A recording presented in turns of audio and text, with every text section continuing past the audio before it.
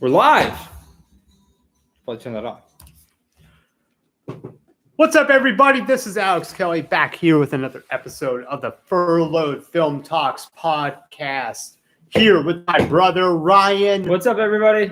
We are in the middle of weather events here in Dallas. We were just thankful to be able to fucking do this show. So Thankful to have energy to be able to do this show. yes, Ryan has had a couple crazy days.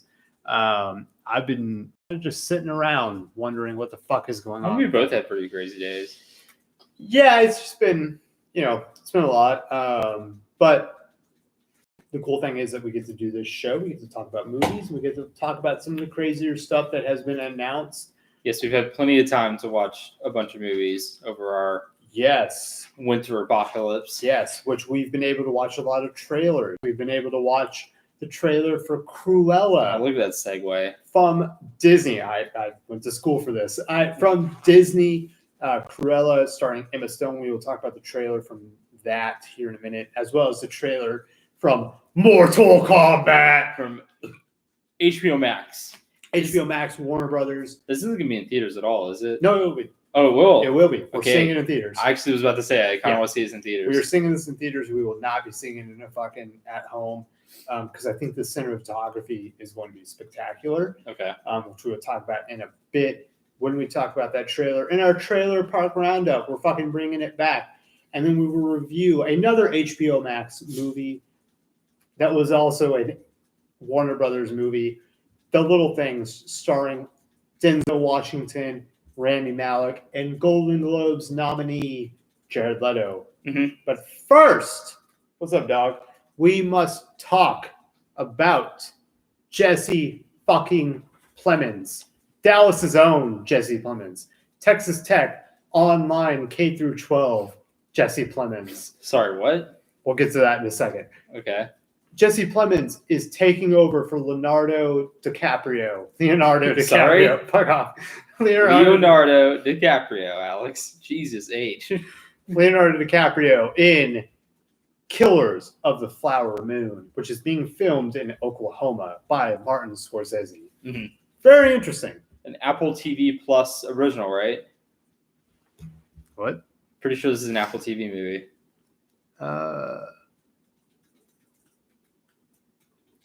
You would be correct. While final numbers haven't been revealed on the deal between the two studios, it's been confirmed that Apple will be taking point as a creative studio behind the project and will shoulder the cost of it while Paramount will distribute the film.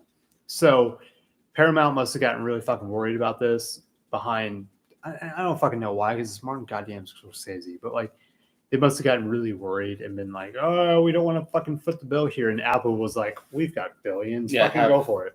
All the money you want. Here's the interesting thing behind it. Leonardo DiCaprio was supposed to be the lead in this movie. Mm-hmm. And at some point, he realized he really didn't want to be the lead in this, or something creatively got weird. Jesse Plemons has now stepped in to be that creative lead. He's basically taking over for Leonardo DiCaprio. And Leo is now moving into a different role. Some like supporting role. Right? Yeah. So it's a very interesting way of the inner workings of a movie that has now been through a lot with Martin Scorsese, because he was like, oh, I don't know if I'm going to be able to like finish this fucking movie. And now you have actors being fucking thrown around. So yeah, was there not any more like information that came out as to why DiCaprio like step aside? Not that I've seen. I have a very base, and it's coming soon. So comingsoon.net. They do not have a ton of details on this. I haven't seen anything other than Leo didn't want to be the lead in this movie, and then Jesse Plemons basically took over.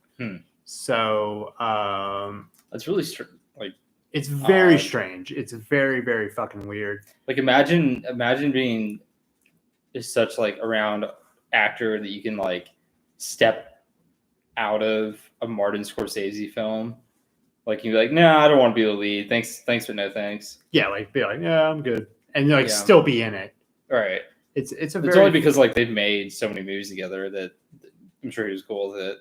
Yeah, like none of these fucking articles say why he didn't want to be in it. I'm sure it's not out then. That's so fucking weird. Like, The weirdest thing is that they chose Jesse Plemons to be. he's a good actor, man. He's a really fucking. He's a good actor, but he's not like. He's not. He's not Leonardo DiCaprio. Nobody is. You though. expect, yeah, I know there is. Like, you expect if you're going to replace Leonardo DiCaprio, it's going to be like Christian Bale, Matt Damon, like A-tier actors. I'm sorry, but Jesse Plemons is not like No. A-tier. That's like, and he would if he was sitting right here, he would not be like, I'm fucking on Leo's level. He's a pretty chill dude. He'd be like, yeah, fuck no, I'm not anywhere near that level. Like, right. it's just it's a weird fucking scenario. Yeah. Cool. Okay. Good talk. All right.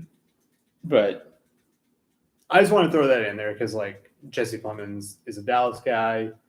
The Texas Tech thing, he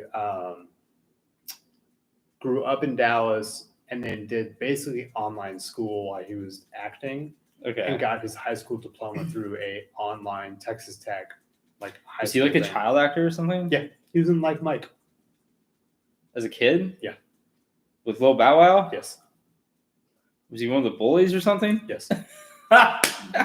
He was the main. I don't think I've ever fucking seen that movie. What? No, we did. Yeah, no, We did I saw for that. Sure. Mom took me to see it when we were kids. But yeah. Cinema Like, Plus by now. we straight up were what? Like, Oh, I was like 7 or 8. okay, yeah. Yeah. And I was like 10 or 11. Yeah, no, like he is the main bully of Like Mike. That makes sense. Yeah, that's like the first time I ever fucking saw him. He's the main bully in like an episode of Black Mirror too.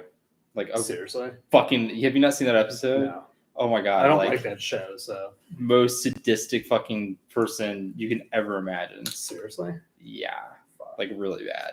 Why don't you like Black Mirror? Let's is it the horror thing? Because you don't like horror? it's a little too real for me sometimes.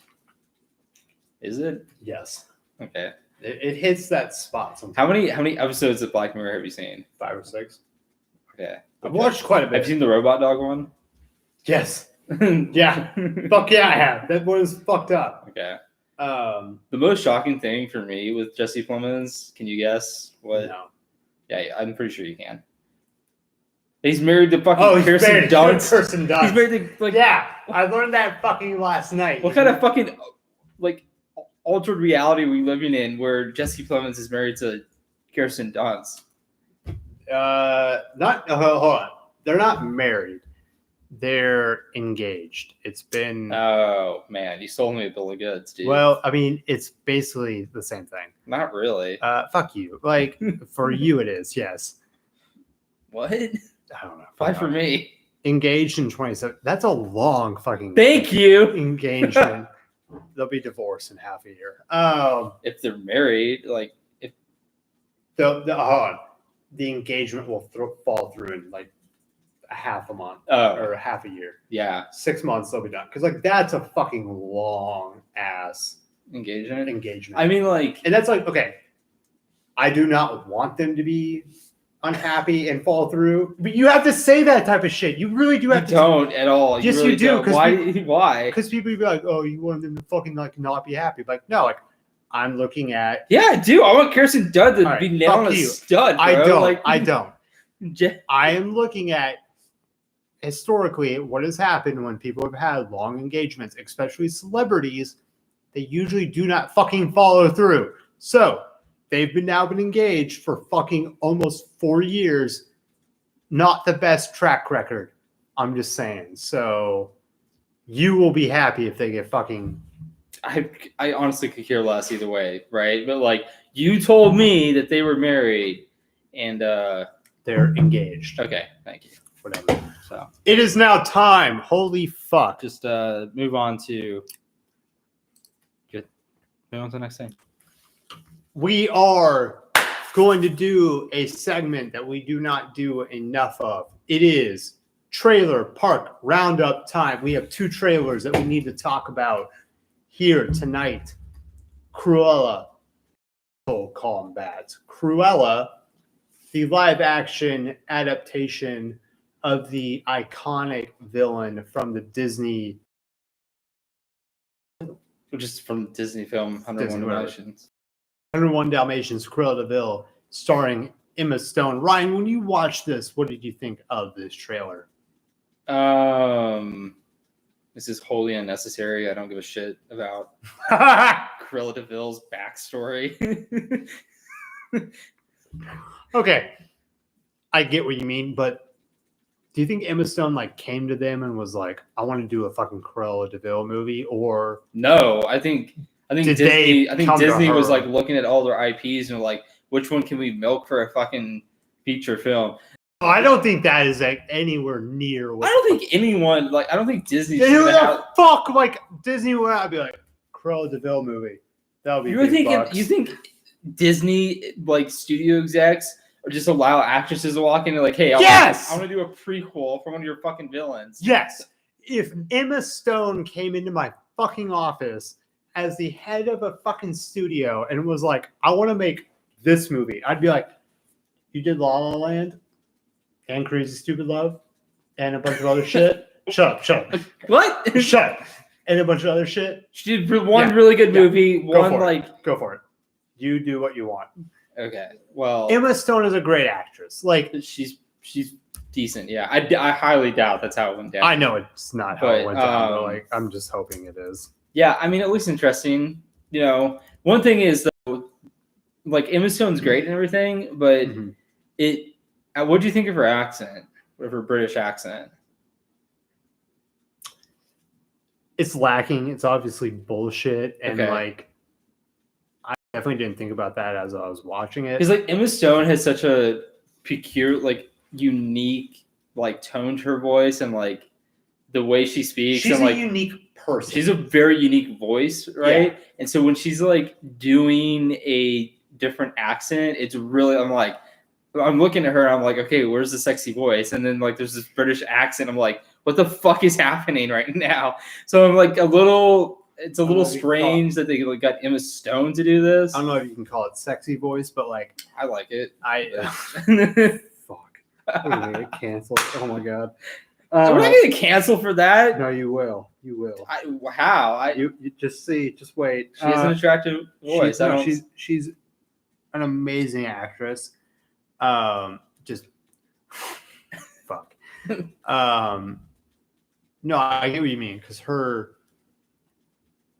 performances most of the time and her voice are very distinct. Whereas when she does something like this, it's like, But I think the cinematography from this and most of the people tried to basically just be like, oh, it's just Joker, but it's Cruella de Vil or Harley Quinn.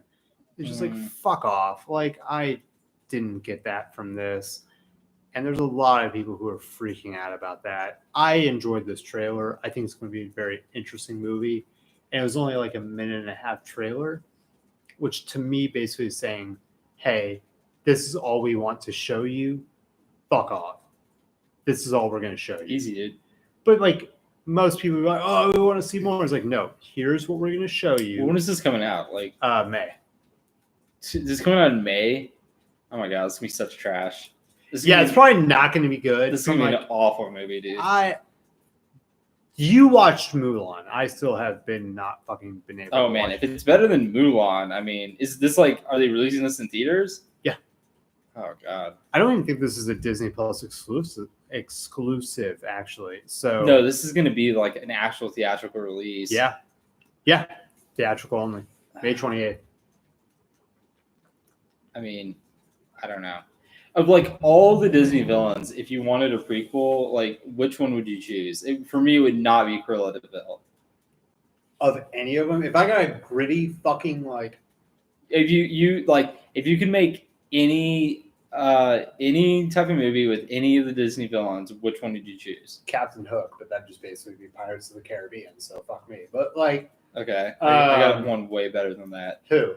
Hades. Fuck, that'd be good. Oh my god. I'm trying to think of a fucking another one that you could do. Just like Disney specific. King Jafar. Yeah, I mean, you could do something really interesting with that. But I don't know. Did you ever see the live action Aladdin movie? No. Did you? No. Yeah. No. I mean, they haven't like taking something that's been beloved and then like either redoing it in whole cloth or like doing a derivative of it, right? No, because Disney's basically become, and I'm sorry, Disney Daddy, that basically. Who the fuck are you talking to? Just wait. Okay. All they do is remakes.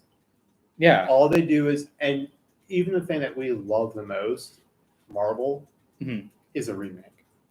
It's a remake of the comics. So no, it's not a remake. It is. No, it's not. It is. No, it's not. Is. Look at what they pull their IP from and what they pull most of their ideas from. It's from the comics, which is already stories that have been written. No. I'm going to Jane and Silent Bob the fuck out of you on this because, like, a remake is a redoing of a previous film, right? You can't, when you're adapting comic books to the screen, that's not a remake. Okay. Is it original? Okay, so at the Academy Awards and at award shows, you have best original screenplay and you have a best adapted screenplay, right? No one is looking at adapted screenplays and saying like, oh, this is a remake. Okay. Then I will retract and then go forward. Everything they do is adapted. Yeah. None of it is fucking original. Nothing Disney does anymore is original. I mean, they have Raya and the Last Dragon, which is coming out. That might be original. But other than that, everything that Disney has coming out is a fucking either remake or adapted from the comics. And that's a fucking, like, this is Hollywood to a T, but, like, Disney is at the forefront. They don't do anything fucking original. And then we get shit like Cruella. We get shit like, what's another fucking thing that's going to come out? We don't. That's a problem. Like, we don't know what the fuck Disney's doing. Right. That's the worst part about it. Yeah, I mean, I would argue like what Marvel does is like blurs the line between adaptive and original because, like, I mean, WandaVision is pretty original. I think you'd have to say. It is, but like, I'm definitely like towing the line here. They're not done yet, and I think they're going to pull from some of the comics to finish up. But what they have done is very creative. And right. Fresh. So like, but I think they're pulling from the comics a little bit. A little bit, yeah. But like, nothing Marvel has done has been like a beat for beat, like straight out of one of their series, right? But they've definitely pulled from everything. Like, they've definitely pulled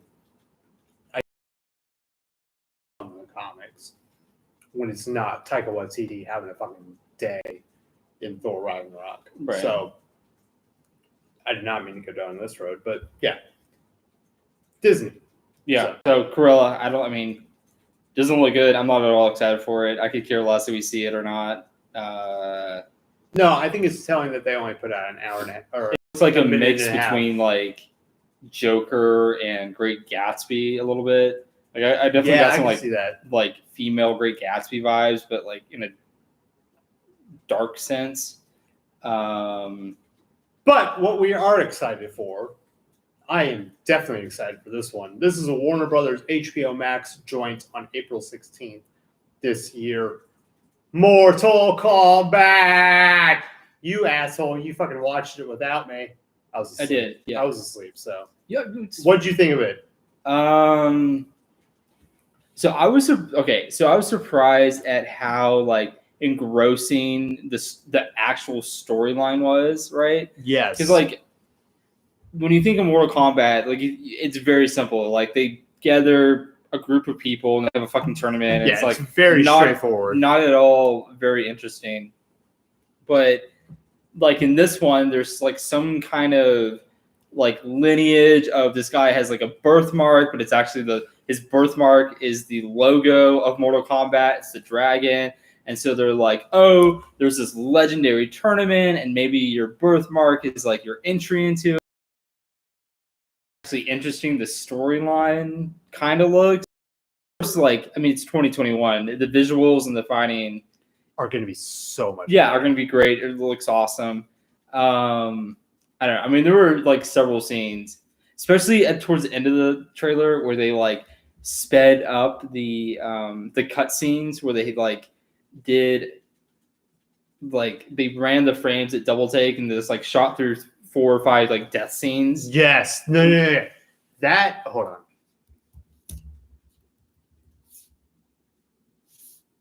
God damn it, why is it not working? Okay. That part of it where the one thing I will take away is they need to like incorporate. Oh, they have to. They somehow. have to put this fucking tune. Yeah, it's like somewhere in there. This is the best song from the 90s behind Sandstorm. That's enough. Basically, I was listening to the director talk where he was like, we had to include things where it was like, finish him, get over here, and fatality, those type of things. Mm-hmm. And they incorporated those where it wasn't ridiculous. And that I loved. But the one thing where you were talking about, like it was like those quick cuts at the very end, I fucking love those. I loved that at the end where it was like, finish them. And then they did the quick cut, like 5 fatalities at once. Yeah, there's going to be I loved it. A shit ton of carnage in this movie. Oh, he said there's going to be like 1,000 fucking fatalities in this movie. Yeah. And I can't wait for all that shit. When was the last time a Mortal Kombat movie actually came out? So a full one was back in the late 90s. They did like a short series of them back in... Wait. There hasn't been a Mortal Kombat movie since the fucking 90s? Yeah. I mean, like a real... Like an actual, like, theatrical release. In theater? Yeah. Mortal Kombat. It hasn't been since the 90s. It hasn't? No. Because back in, I think it was 97... films. There's Mortal Kombat Annihilation, which came out in 97. This was then followed up by a straight to DVD. Pretty sure. So Mortal Kombat Annihilation was the last one. Annihilation received a 2% approval rating out of 43 critic reviews on Rotten Tomatoes. So, fuck.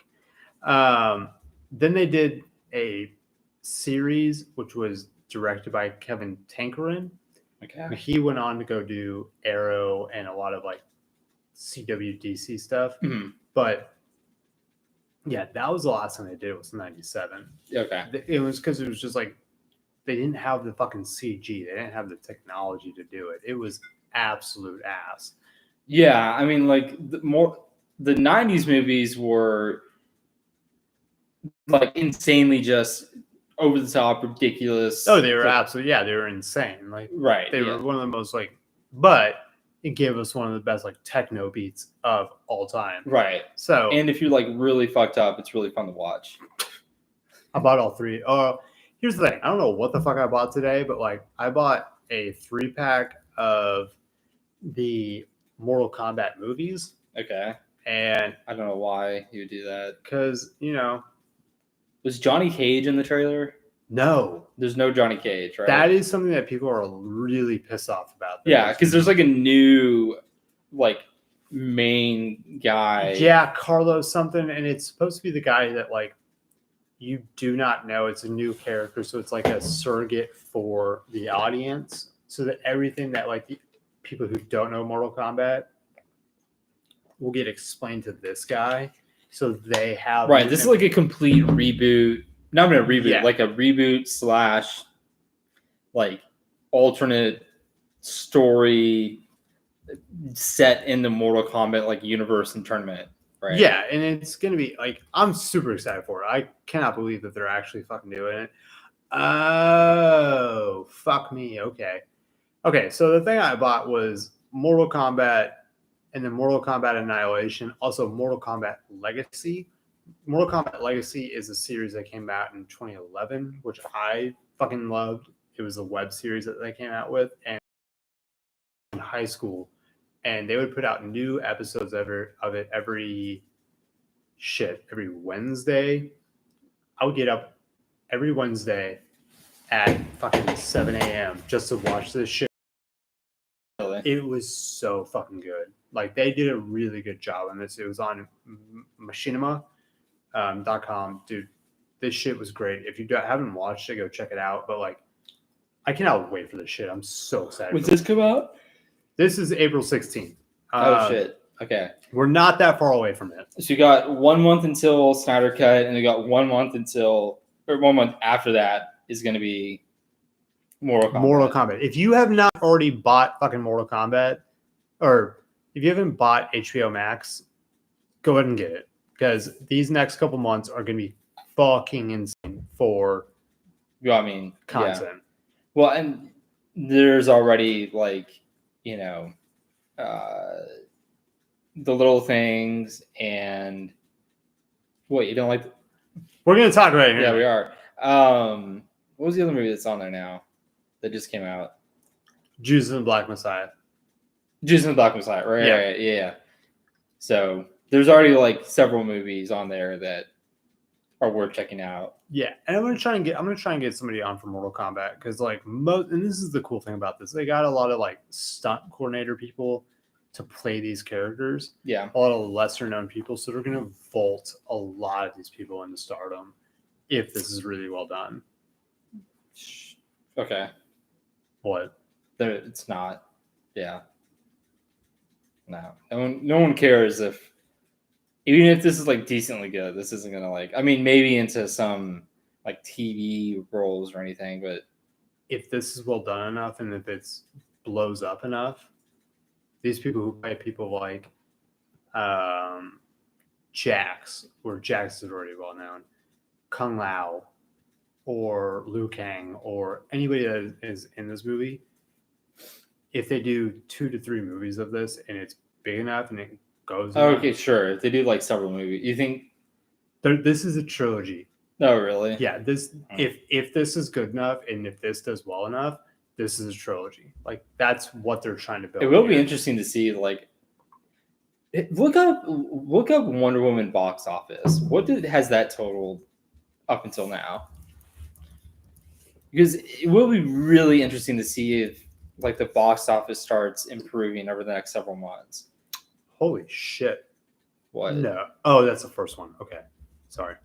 Because, like, dude, we watched Midnight Sky, which is on Netflix. They also released it in theaters. And, like, a month into that movie being in theaters, it made $60,000. It's pretty pissful. In theaters. Oh, my God. Okay.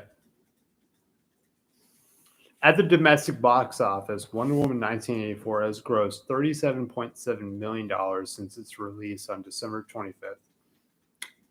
That number is much higher internationally, with a current intake of $110.7 million, bringing its global number to $148.4 million overall. That's not bad. That's not bad. Pandemic-wise? Yeah, I mean, comparatively to, like... Yeah, for a pandemic, it's not bad. But, like... I mean, it's catastrophic. Damn, that's low. It's, like, catastrophic for, you know, like... Comparing it to, like, the first Wonder Woman, yeah, that's fucking awful. But oh, yeah, the first Wonder... That's what I saw. The first Wonder Woman made...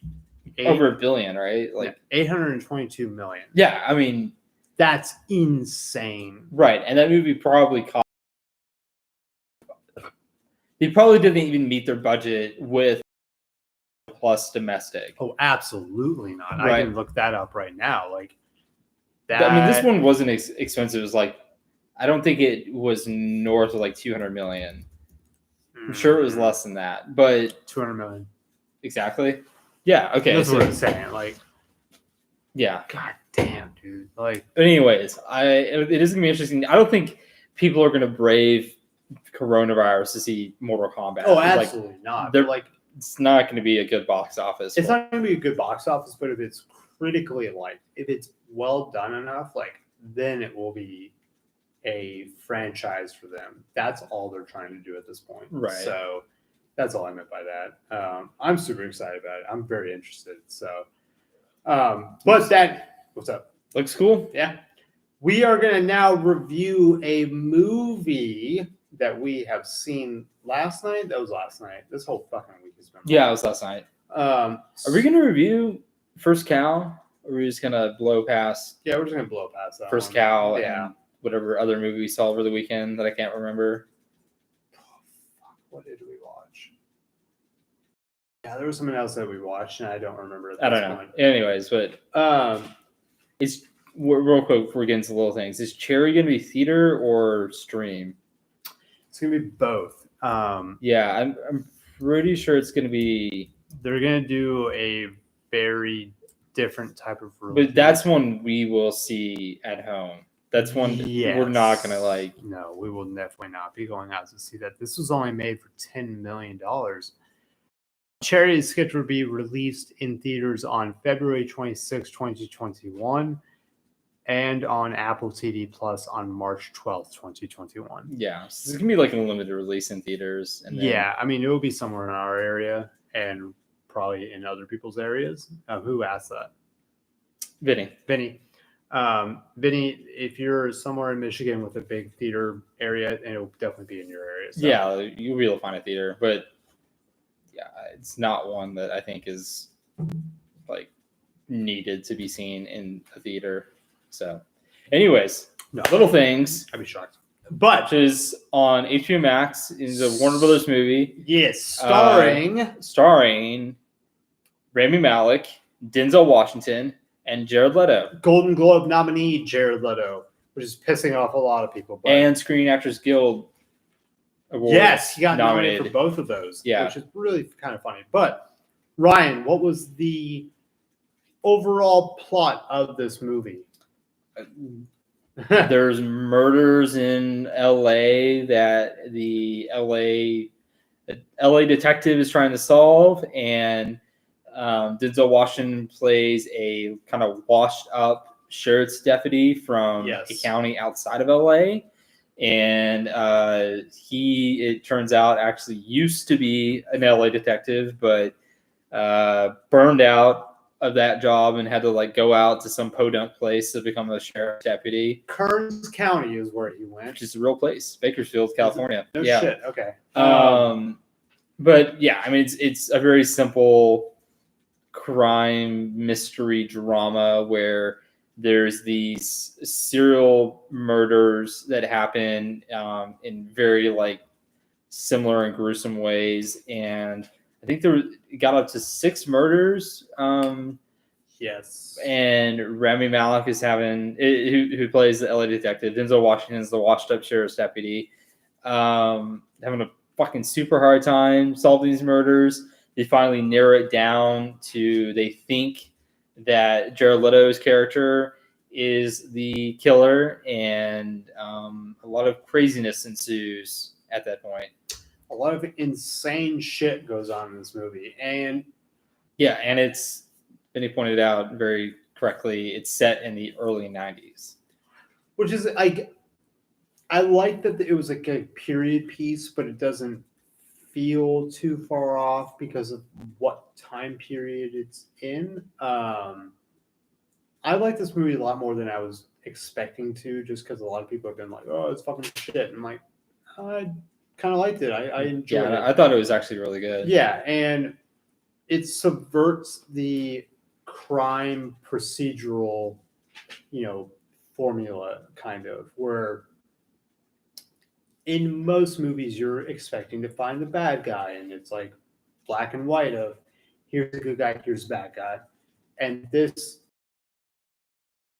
definitely takes it in a different direction. Well, this one's more focused on the toll and of the detectives, what they have to go through in order to do these killers and like carry out the duties of their.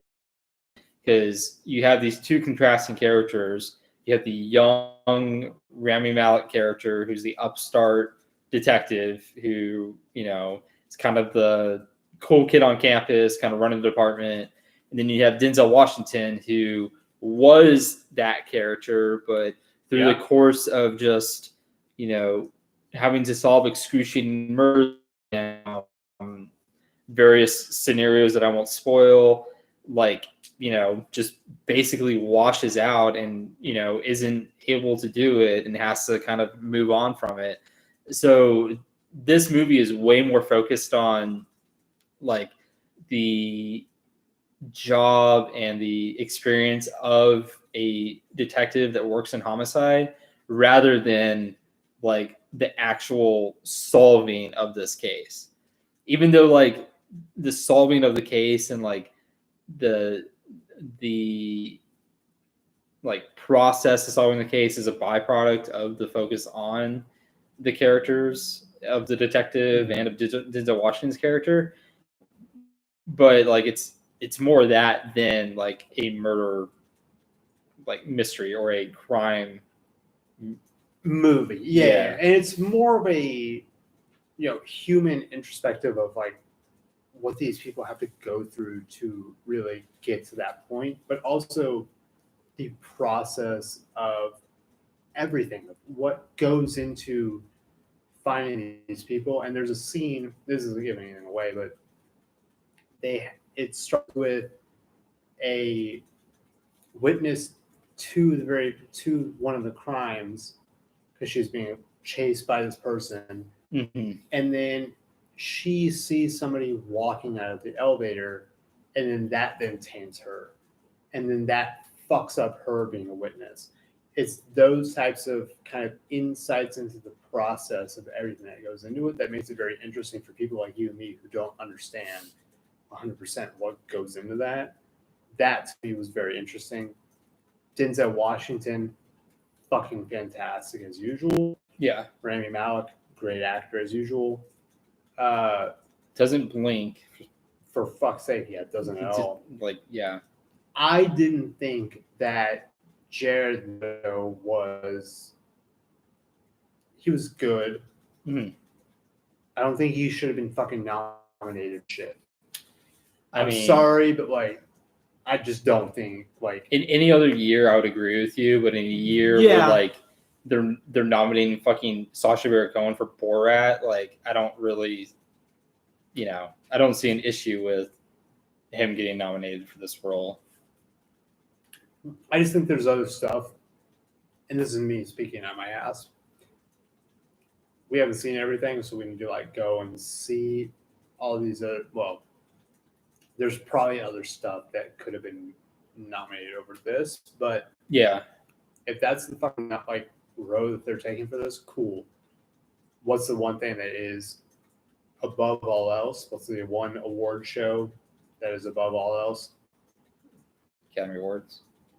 If he gets nominated for that, then he's not. He's absolutely not going to. Exactly. Yeah. So does it fucking matter at this point? No. But yeah, I mean, if they get to that point where it's nominated for that, then it's okay, we really need to dig into it and see if it was really fucking warranted and watch everything else. Right. But to that point, it's kind of because the Academy Award is that gold standard. I mean, even if he was nominated for an Academy Award for this role, I wouldn't be all that shocked.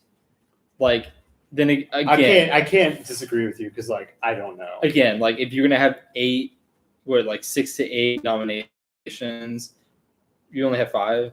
5, okay. I mean, I'm sorry, 5, 6 to 8, I get, but 5. Who do you think? What's the consensus 5 right now that are gonna get nominated for Best Actor or for Best? This is Best Supporting Actor too. Best Supporting Supporting Actor is tough. Can you even name another supporting actor that should get nominated? No, I know who's going to win Best Actor. I don't know who the fuck is going to get Best Supporting Actor. Boseman's going to get Best Actor. Okay. Actually, he might be. He might be Best Supporting Actor, which that's going to piss me off now.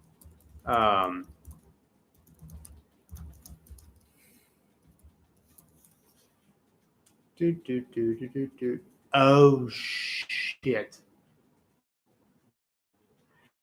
Here's the weird thing: they're putting Daniel Kaluuya Yeah. as a best supporting actor. And who's the fucking lead actor in that? Lakeith Stanfield, the FBI guy. The FBI informant. Yes, Okay. that's weird to me. Yeah, that's how. Like, do the like filmmakers get to submit who is best supporting? Like, they put up for consideration who's the supporting actor and who's the lead actor, I think it's or is it at the awards discretion? I think it's a studio. Huh.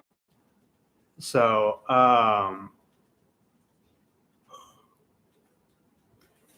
leading contenders for best supporting actor are Chadwick Boseman, Defy Bloods, which I didn't realize he was in. I don't think he's in, but oh no shit, he is actually okay. Chadwick Boseman, Defy Bloods, and then Sacha Baron Cohen, The Trial of Chicago 7, and then Daniel Kaluuya, Judas and Black Messiah. So, like, it just feels weird to me that they I don't even see him on here. It's so weird that they fucking did him for that. But Who, Jared Leto. Yeah. It's just a weird fucking thing for them to have done. But this movie, I went into it not expecting a lot, and they really had that mystery part of it and subverted a lot of the different cop procedural parts of it and did something that I was really not expecting. And I appreciated that about it. And it has an ending where it is a deeper message than I was expecting from this movie. And I was very pleasantly surprised by this. I thought it was a good movie. I think it's something that people should watch because it's going to blow you away at some point. And it has three of the best actors of our time right now. Yeah, I mean, we got. I don't know. Has Denzel won an Academy Award? I'm pretty sure. I don't know. I would say Denzel Washington, like, obviously is one of the greats. Like, he's for sure one of the best of our time. I don't think you can put Rami Malek isn't.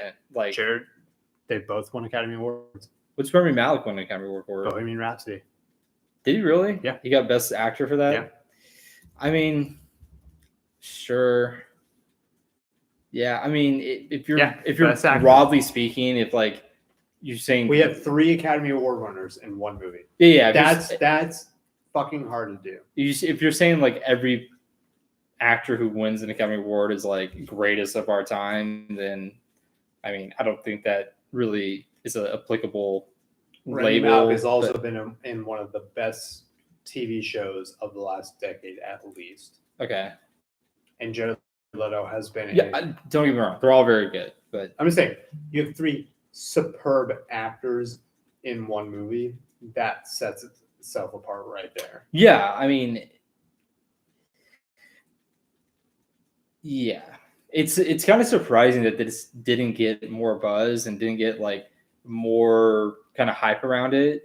I think just the like type of movie it was, where it's not a flashy it's not about a an actual historical time period like Judas and Black Messiah was, or Ma Rainey's Black Bottom, or like some of these other things. Like, this is an original screenplay about a serial killer and gruesome murders. Like, it's not exactly everyone's cup of tea. And ends very ambiguously. Like, it ends very fucking like. And I don't think vaguely. It wasn't marketed well at all, right? No. Yeah. Like, because when you watch it, you're like, oh, okay, so this is going to be like really a protagonist of Rami Malek and Denzel Washington against like Jared Leto, where in all actuality, like this was 50 to 60% of this movie from the start of it to the middle was all Denzel Washington and Rami Malek.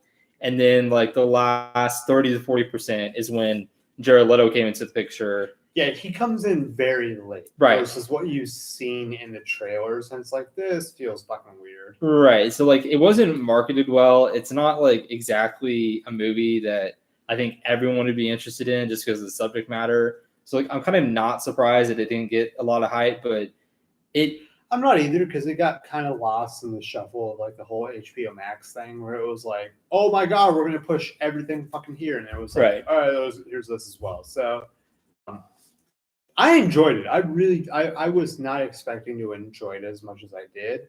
And I think it was much better than I. Let's talk spoilers for a minute though. Like spoilers. Yeah, complete spoilers here. For the little things. The one problem I had with this movie is that like from the opening scene, you knew Jared Leto wasn't the actual killer, right?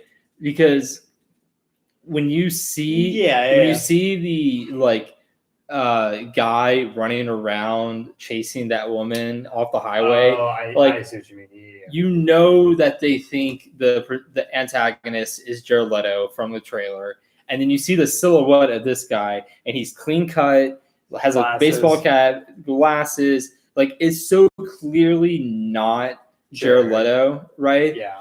And then, like, we don't know who the killer is, right? At the end of the movie, we have no idea who the actual killer is. But that's the part of the movie that I fucking love. I love a movie where they have the balls to basically say, hey, we're not going to give you fucking closure.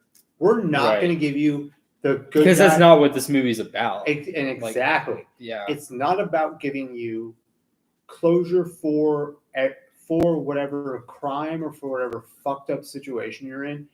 That's not what this movie's about. The movie is about moving on from the trauma that you've inflicted, or you feel like you've done wrong, and moving past that. That's why I love this movie, because it's not about, hey, here's the killer, he's an asshole, hate him, leave the theater, never think about this movie again.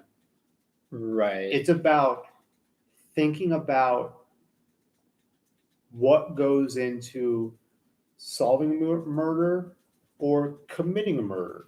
Right. It's the human aspect. Even at a greater level than that, like, it's a generational tale of how does one generation of homicide detectives pass on the lessons to the up and coming generation, so that they don't repeat their mistakes and go down like the wrong path. And like, even at the end of the movie, Denzel Washington like purposely helps Rami Malek cover up the fact that Rami killed Jared Leto, and buried his body in the middle of nowhere, like helped him destroy the evidence, and then even went as far to send him a piece of evidence that would have led Rami Malek to imply that that Jared Leto was the killer. Yeah.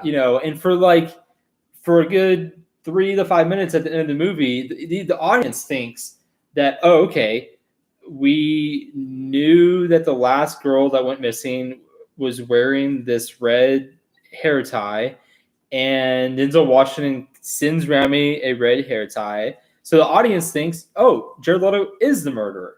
They did get the right guy.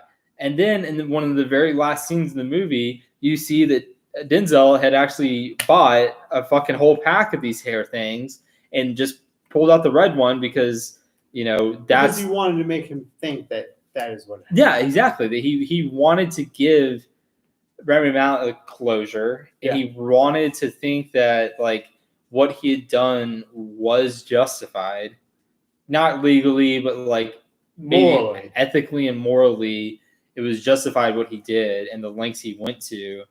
But then at the end of the movie, like, Vinny's asking, like, do you agree that knowing who the killer is like an interpretation? I would say, like, it sort of is. It's not really interpretation. It's more of like they're purposely taking any like conclusion you can make away from you. Like, you know, at the end of the movie, it wasn't Jared Leto, but you have no other conclusion to make. They didn't give you any other suspects. They didn't give you any other, like, they literally had one guy put a fucking shotgun in his mouth. Like, right. They didn't give you any other roads to go down. Yeah. So, like, you don't really know. And that's the exact point of this movie, right? It's like, this is way more about the people solving the crime than the people committing the crime. Yeah, it's 100% about the people involved in the story and what they go through trying to figure out who killed this person. So, Ryan, what would you give this movie? On a max Gendo head rating.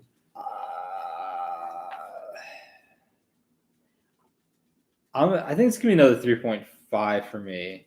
I'm between 3.5 and 3.75. Interesting. I think 3.75 is just a little high. Okay.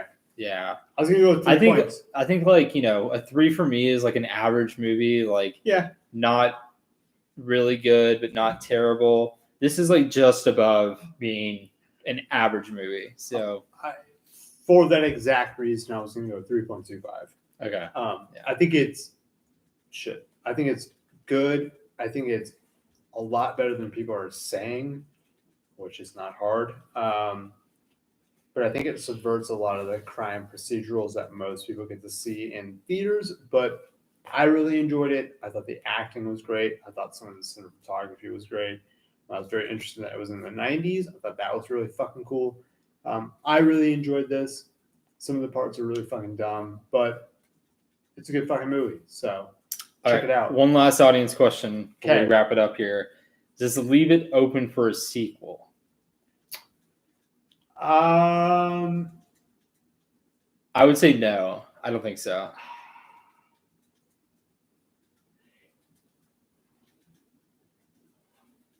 No, because I think Rami Malek's character basically retired.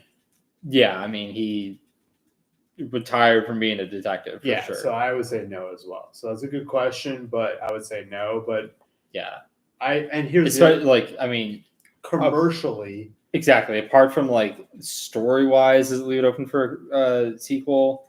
Like the reception that it got and the reception and the viewership it got definitely closes the door for a sequel. Which, do you know when he started writing this, director? No. 1993. Okay. So if it took him this long to fucking write it, he's not gonna be able to write a sequel that quick. So yeah, and I think, I mean, I can't imagine. I mean, I have some ideas for a sequel, but I can't imagine like you would write that type of a story. Yeah. And then like picture doing a sequel to it. Right. I'd much rather have a sequel to The Nice Guys before I had a sequel for this. So yeah, that's just me. That's in the same boat. Like, I don't think that should ever. Oh, it won't at all. But I'm just saying, like, do that before you do a sequel to this shit. So that's just me personally. But Ryan, Alex, this has been a fun episode. Yes, sir. 79. Yep. Fuck, we're getting old. Okay. We will have another episode on Tuesday with the director of Feral State, John Carlos. He is coming on to talk with us. We are very excited to have him on. His movie was just sold to Vertical Entertainment. It's going to come out probably in May. I thought that was a week from Monday. It is Monday, actually. Okay. They moved it up. Okay. Yeah. Cool. We're really excited to have him on. We will also talk with Ryan Airy. We were supposed to have him on tonight. Things got messed up. We'll have him on next Thursday, so that'll be on next Friday's episode. But everybody, check out our Instagram at Furloughed Film Talks, Twitter at Furloughed Film. We just crossed 100 followers on Twitter. Yep. So you don't follow us already, go follow us on Twitter at Furloughed Film. And tomorrow we're going to see Nomadland in theaters. Fucking wait. So we'll have a review of WandaVision and Nomadland. Yes. For Monday's episode. Ryan, We crossed 100 followers tonight on Twitter. Okay. Guess how many we were following when we crossed 100 followers? 69. 214.